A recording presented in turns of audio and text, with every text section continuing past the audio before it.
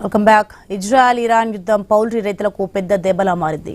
ఇప్పటికే కత్తి మీద సామ్లా ఉన్న గుడ్ల ఉత్పత్తిదారుల పరిస్థితి మరింత దారుణంగా మారింది. విదేశాలకు గుడ్ల ఎగుమతి నిలిచిపోవడంతో ధరలు భారీగా పడిపోయాయి. గుడ్డు ఉత్పత్తికి అయ్యే ఖర్చులో కనీసం సగం కూడా రావడం లేదని పౌల్ట్రీ రైతులు ఆవేదన వ్యక్తం చేస్తున్నారు. ప్రస్తుత పరిస్థితుల్లో గుడ్ల రైతుల పరిస్థితిపై సిద్దిపేట జిల్లా లేయర్స్ అసోసియేషన్ ప్రతినిధులతో మా correspondent Kranthikumar face to face. తాటిపండు పడ్డట్టు ఈ పౌల్ట్రీ పరిశ్రమ మీద ఇరాన్ అమెరికా యుద్ధం పడింది. ఇప్పటికే అప్పుల్లో కొనసాగుతున్న ఈ కోడిగుడ్డు ఉత్పత్తిదారులని ఈ యుద్ధం మరింత అప్పుల్లోకి నెట్టింది. వాళ్ళ కనీసం పెట్టుబడి కూడా రాని పరిస్థితిని ఇందులో నెలకొని ఉంది. అయితే ఇప్పుడు వీళ్ళ పరిస్థితి ఎలా ఉంది, ఎంత నష్టాల్లోకి వెళ్తున్నారు, ప్రభుత్వం నుంచి ఎలాంటి సాయం ఆశిస్తున్నారు అన్న విషయాన్ని మనం సిద్దిపేట లేయర్ అసోసియేషన్ ప్రతినిధులు ఉన్నారు, వాళ్ళని అడిగి తెలుసుకుందాం. సార్, ప్రధానంగా మీరు చెప్పండి, ఈ లేయర్ ఇండస్ట్రీ ఎలా ఉంది? లేయర్ ఇండస్ట్రీ ఇప్పుడైతే నష్టాలలోనే ఉన్నది. ఎందుకంటే ఇప్పుడు మనకు ఈ ప్రాబ్లమ్స్ ఒకటి వైరస్ ప్రాబ్లమ్స్ బాగా నడుస్తున్నాయి. దాంతో ఏంటంటే మోర్టాలిటీస్ కూడా ఎక్కువ అవుతున్నాయి. తర్వాత ఫీడ్ కాస్ట్ కూడా పెరిగిపోయింది. తర్వాత యుద్ధ ప్రభావం కూడా మాపై బాగా పడ్డది. యుద్ధ ప్రభావం వల్ల ఏంటంటే మాకు రావాల్సిన రా మెటీరియల్స్ అన్నీ ఏదైతే బయట నుంచి వస్తాయో ఎంసీపీ లాంటిది, అమైనో యాసిడ్ వాటి యొక్క రేటు రెండింతలు మూడింతలకు పెరిగిపోయింది. కాబట్టి మేము ఫీడ్ తయారు చేయాలంటే ఫీడ్ కాస్ట్కు బాగా ఎక్కువగా ఫీడ్ పెట్టుకోవడం వల్ల దాంతో గుడ్డు రేటుకు మాకు నష్టం బాగా వస్తుంది. దాదాపు గుడ్డు మీద రూపాయి నుంచి రూపాయిన్నర వరకు నష్టం కలుగుతుంది ఫార్మర్కి. అంటే మీరు ఉత్పత్తి చేయడానికి ఒక గుడ్డుకి ఎంత ధర ఖర్చు అవుతుంది, మీకు మార్కెట్లో ఎంత ధర వస్తుంది? ఇప్పుడు మాకు ₹5.50 అయితే అది లాభం లేకుండానే అక్కడికక్కడికి అవుతుంది. అటువంటిది ఇప్పుడు ₹4 నుంచి ఇప్పుడు ₹6 నుంచి ₹3.70 వరకు పడిపోయింది. ₹3.70 ఇప్పుడు స్థిరంగా ఉన్నది.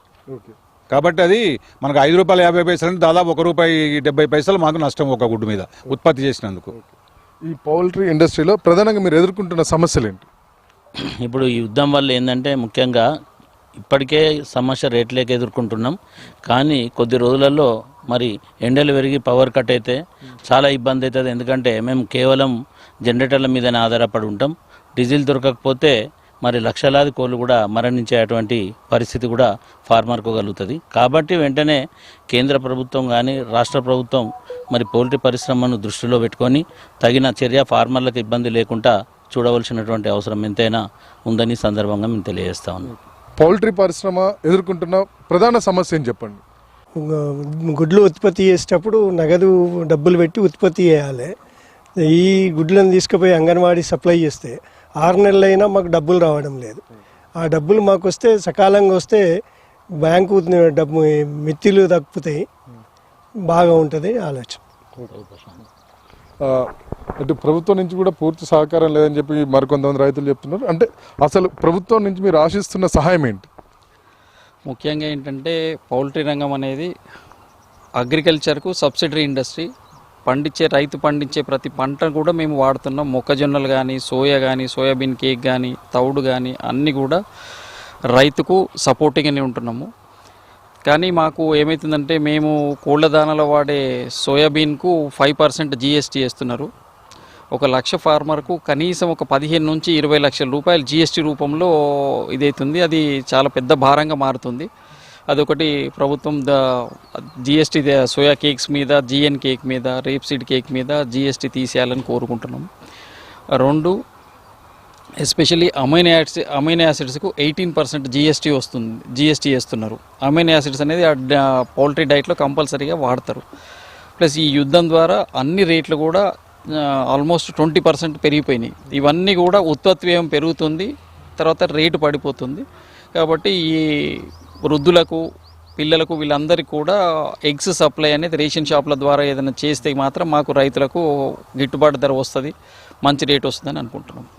గతంలో అంటే ఇటీవల కాలంలో అంటే యుద్ధ పరిస్థితులు ఇవన్నీ ప్రారంభమవడానికంటే ముందు గుడ్డుకు మంచి ధర ఎక్కుందని వినియోగదారులు అన్నారు.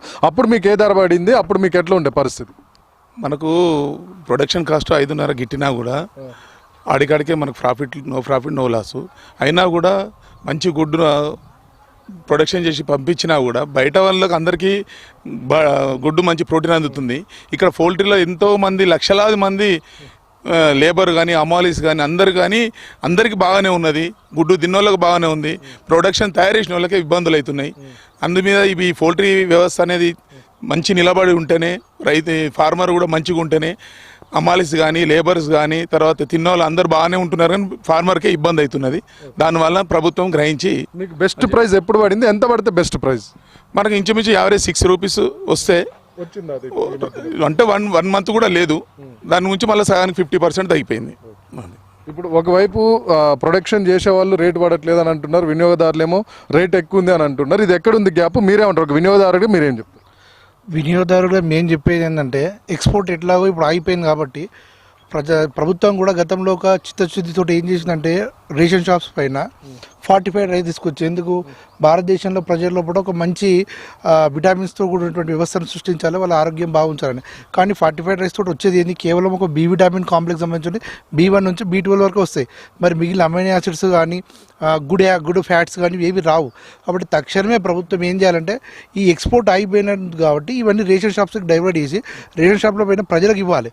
Prevention is better than cure. రేపు ప్రజలకు ఎటువంటి ప్రజలు భవిష్యత్తులో పౌష్టికాహారం లోపించి కొన్ని కోట్ల రూపాయలు, వేల కోట్ల రూపాయలు ప్రభుత్వం మెడిసిన్ ఖర్చు పెడుతుంది. అదేదో ఇప్పుడే ప్రివెన్షన్ ఇస్ బెటర్ క్యూర్ దాని లాగా ఈ ఎగ్ సప్లై చేసి ఉంటే ఇటు పౌల్ట్రీ ఇండస్ట్రీ బాగుంటుంది, ప్రజల ఆరోగ్యం బాగుంటుంది, హెల్తీ ఇండియా అవుతుంది, ప్రభుత్వానికి కూడా కొన్ని లక్షల కోట్ల రూపాయల మెడిసిన్ ఖర్చు తప్పుతుంది. కాబట్టి తక్షణమే వీరు రేషన్ షాప్స్ పైన ఈ ఎగ్ సప్లై చేయాలని మేము కోరుకుంటాం వినియోగదారులు. ప్రస్తుతం యుద్ధ పరిస్థితుల వల్ల ఆ గుడ్డు ఉత్పత్తి మాకు గుడ్డు 3.5 నుంచి 3.80 పైసలు మాత్రమే పడుతుందని చెప్తున్నారు. దీనివల్ల దాదాపు ఒక గుడ్డు ఉత్పత్తి మీద ₹2 వరకు కూడా మేము నష్టపోతున్నాను ఉత్పత్తిదారులు ఆవేదన వ్యక్తం చేస్తున్నారు. అయితే ప్రభుత్వం వెంటనే స్పందించి తమను ఆదుకోవాలని, తమ కాంచి గుడ్లని సరైన ధరకు కొని ప్రజలకు అందుబాటులోకి తీసుకుని వారు కోరుతున్నారు. అదేవిధంగా ప్రజలు కూడా ఆ పౌష్టికాహారం అందుబాటులో ఉంటుంది, తక్కువ ధరలో పౌష్టికాహారం ఇచ్చే అవకాశం దీంట్లో ఉంది కాబట్టి రేషన్ షాపుల ద్వారా గుడ్లను కూడా సరఫరా చేస్తూ ఇండస్ట్రీని కాపాడొచ్చు అని, ప్రజలను కూడా పౌష్టికాహారం అందించే అవకాశం ఉంటుందని ప్రజలు కోరుతున్నారు.